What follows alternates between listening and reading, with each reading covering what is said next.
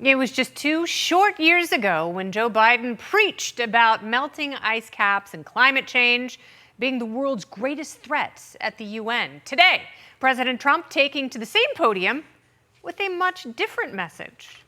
And praise be for this common sense, because no, you globalist, the weather is not the world's most pressing problem. It is nukes. You dolts. In 1982, the executive director of the United Nations Environmental Program predicted that by the year 2000, climate change would cause a global catastrophe. This is what they said at the United Nations. What happened? Here we are. Another UN official stated in 1989 that within a decade, entire nations could be wiped off the map by global warming. Not happening. There is no more serious danger to our planet today than the most powerful and destructive weapons ever devised by man. Just as I did in my first term, I've made containing these threats a top priority, starting with the nation of Iran.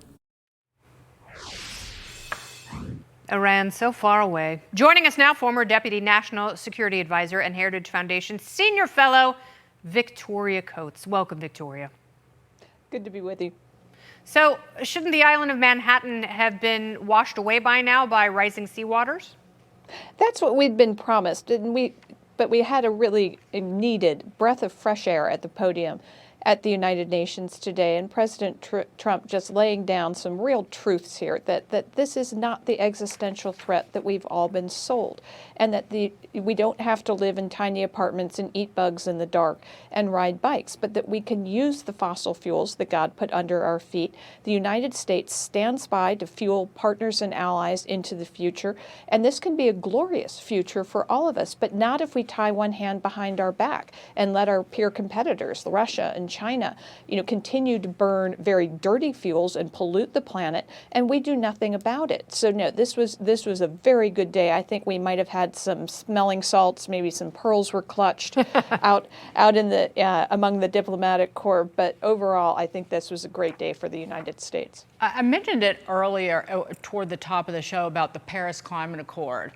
And China, it was joined in 2015 and agreed to start reducing its emissions 5 years from now, so in 2030, joined it 10 years ago. And its emissions have gone up by double digits because of all that delicious coal that it's burning in new power plants. But what they did was try to frighten the United States in this kind of global warming grift into kneecapping our economy and national security, and to empower and enrich nations that want to wipe us off the map. It is the very nature, like we saw during COVID, but fear equals control and control equals power. And we were on the path to doing that under Biden. We were doing it voluntarily. I used to call it Chinese handcuffs. Remember those things you'd get as a fare where you'd voluntarily put your fingers into a trap and you couldn't move? That's what China was doing to us on energy. They were deliberately getting out the 5G playbook to say we're going to corner the market on all of this so-called renewable infrastructure. So we're going to dominate it because we're going to have slave labor produced, subsidized solar panels, wind turbines. No one else will be able to compete. And we will get you all to do this to yourselves instead of using your own very valuable commodities. And, I got to push back on the coal a little bit. As the president said today, you can have beautiful clean coal produced by my home state of Pennsylvania, for example. But the way China does it, it's like they want to put out more emissions. They want to put out as much pollution as possible that then blows around the rest of the world. It's absolutely crazy. Well, we could also have electric vehicles, but now people are too terrified to drive them because Tesla dealerships have been vandalized. No, that's the other thing, is just because Elon Musk produces the electric vehicles, now suddenly people say that they're the devil, and when we've been told we all have to buy them, my husband's now hoarding regular cars because he's so terrified he's going to be forced to drive an electric vehicle, then this should be left up to the market. That is the whole point. If people want these things, if they are economically feasible, if they're a better product, great. But you can't mandate that you can't mandate the American people into submission to buy what you want them to buy because of a social experiment.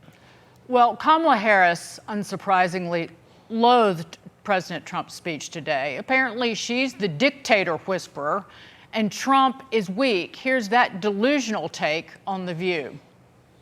They laughed at him the last time he was in front of the UN. Yeah, this time You remember just about, I don't know, several weeks ago, that meeting with Xi and Kim Jong-un and Putin? Yeah. You think they're not laughing? Oh, they are. As they create a new axis of partnership? A new access that they created. Shoot, Biden and Kamala, as if she had any role in the administration, sent Russia invading Ukraine and united that front and turned, quite frankly, the Middle East toward China. Oh, absolutely. And not surprisingly, the former vice president is a little historically inaccurate here. The UNGA speech she's talking about was actually 2018, not 2019, when President Trump warned Germany directly, stop importing Russian gas. This is going to embolden Putin. You have to get off of this. And yes, some German diplomats laughed. I don't think they're laughing now. That encouraged the invasion of Ukraine, which Vice President Kamala Harris thinks she's such a champion of. So no, she's wrong on that. And I mean, the idea that she would reprise that violent rhetoric about President Trump, twice duly elected as president, some would say 3 times, that she would reprise that rhetoric that encourages violence this week of all weeks is just a disgrace.